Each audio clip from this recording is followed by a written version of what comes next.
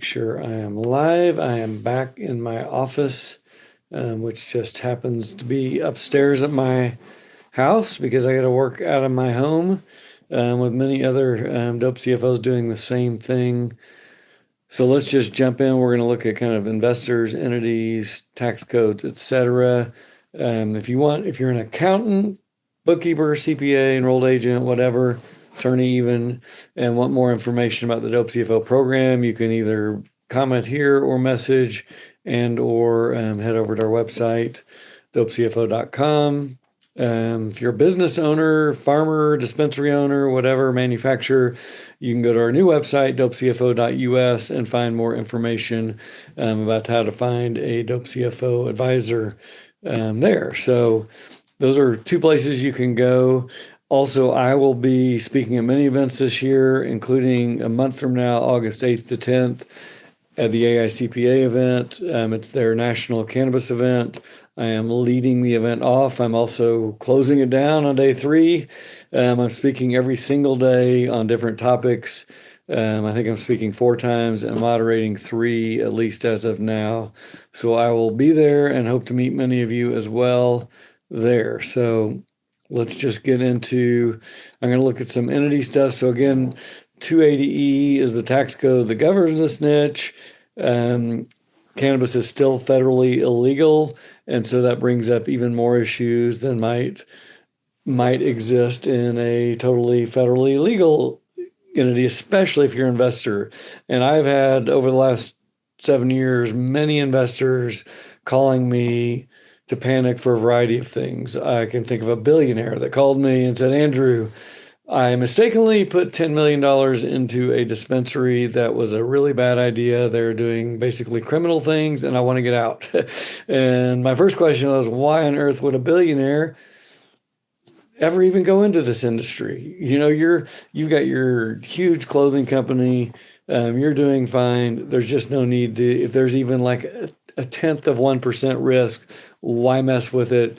Just give your money to your advisor, let them invest in publicly traded things and go on down the road. But anyway, that was a bad idea. I've had another investor call me up and say, Andrew, I invested in these 3 dispensaries in Portland, Oregon, and I own 33%, but I have no control because I own 33%. I can't change the operating agreement. I can't force them to do anything. I only have 1 vote out of 3. And it turns out that every year I'm getting a huge K1 with, $200,000 of taxable income. And what does that mean? I've got to pay the government, I don't know, $80,000, $70,000, but they're not giving me any distributions. So I've invested, I put a whole bunch of money in the company. They're giving me no distributions, and yet I'm having to pay the tax bill every year, and I have nothing to do about it. So that's another horrible scenario. Another investor called me up, the last client I ever took, actually. Andrew, I'm in my 60s. I've got 18 entities down here in Phoenix. We've got I don't know, net worth $15 million, huge organizations. I'm busy, but I invested in my nephew's cannabis farm in Oregon, and I started out, I gave him $100,000 here, $100,000 there. At this point, I've given him over $2 million. This was 2 years later. Still hasn't sold a single pound of pot, but he spent $2 million on his farm. And he's like, you know what? I think we need accounting and tax. I need to know what's going on there. I'm going to hire you to oversee the CEO. Normally the CFO is below the CEO, but not in this case. They want a trusted advisor to oversee and advise. And so we jumped into that. So there's many, many issues in this niche, first and foremost. If you're an investor. Another issue that we look at right off the bat, generally speaking, investors have a lot of money. And by the way, post in comments if you have any questions, but the investors will, be more focused maybe on protecting their assets than they are to pushing the envelope on the tax bill and getting taxes minimized, especially not correctly. We've seen many people lower their taxes by doing their taxes flat out wrong. Is that a good idea? I don't think so. The IRS is coming after this industry in a big way. They're always three years behind, and so the crap you do right now, you're not going to figure it out until 3 years from now. And the absolute war strategy for any investor or any cannabis owner is to have some kind of strategy that's going to end you up in a mess with the IRS that will affect your future M&A, your future exits. You might end up in a court battle. You're going to lose anyway if you're doing things wrong. You're going to also get penalties and interest, possibly huge fines. We've seen this over and over. The IRS is winning every case, and they're coming after the industry in a big way. So we tell investors and owners, focus on your company, your brand, your product, your revenues, your growth, all those things, vertical integration, do those right. And then let's correctly utilize 47111, which we can if we're doing good GAAP level cost accounting, which again, most are not. Most do not have a dope CFO on their team, and they're just not doing this right. So let's do that so we can correctly minimize your tax, not pushing the envelope as well. So a lot of times when you look at entity structures, there's many attorneys out there pitching, oh, you just need to set up 12 LLCs and a couple of C Corps, and we'll get out of 280E. We'll confuse them. That clearly doesn't work. Just go read the Harborside case.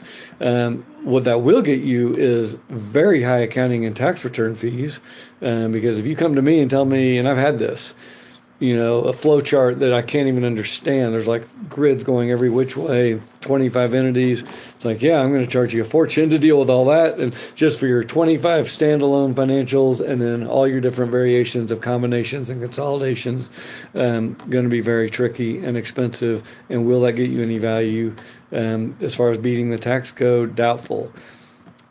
So that's one issue. If I'm an investor, I'm going to insist on a C Corp for various reasons. One, it's easier to raise capital. Currently, the current C Corp rate is 21%. I think we're going to stay there for a while with what's going on in Congress. Much better for asset protection. If I'm an investor, if the IRS comes in, which they will, to audit that company, guess what? They can't come and audit me, the investor's tax return. Now, if I'm in an LLC and the IRS comes to audit the LLC, yes, they can say, hey, wonder what else Andrew's got going on over there in his construction company. Let's go audit Andrew and see what else we can uncover. There's also potential for 1202 capital gain exclusion at exit, which could be a big deal. I'm not worried about the double taxation as an investor. Why? Any investor is looking for a 3 to 5 year exit, generally speaking.